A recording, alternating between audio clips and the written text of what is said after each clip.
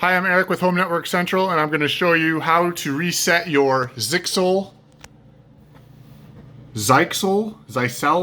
I'm not entirely sure how it's supposed to be pronounced, but I'll just go with ZyXEL.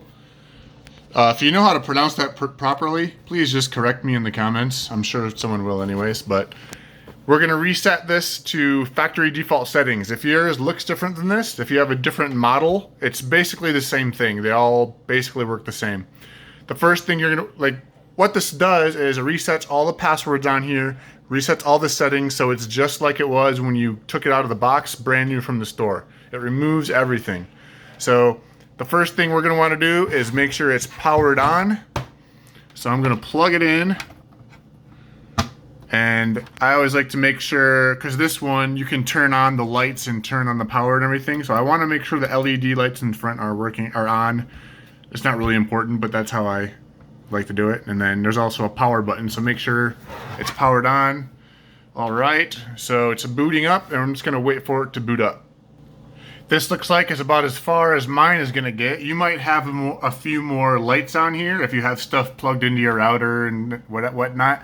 I don't really use this router, so I don't have anything connected to it, so this is about as far as my lights are gonna go. So I have a solid power light there. So what I'm going to do to reset this is I'm going to go to the back.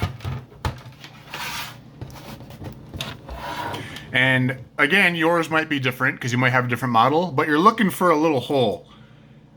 This one says reset, and there's a little hole. It looks like there's a button missing, but in reality, there's a button inside that hole, and you got to get something like a paper clip or a pencil or a pen or something, and you basically just push inside that hole and you'll feel a button. And you want to press that button down. Some of them are different because they might have, there might be a WPS button, and it says WPS/reset. That's how some of them work if they don't have this little reset thing. But the majority of routers have this little hole with a button in it. So that's what we're looking for. So what you're going to want to do is press your pen or your whatever sharp object down inside there and hold it down for at least 10 seconds, and then you kind of verify it by looking at the lights. So I'm looking at the front, and I'm gonna look for the lights to change, and that's how I know it's happening properly. So I'm gonna go ahead and I'm gonna hold that button in, and then I'm gonna show you what's happening. So I'm gonna hold the button in starting now. 1, 2, 3, 4, 5, 6, 7. Now you see it change? You see this blinking lock or whatever that is right there?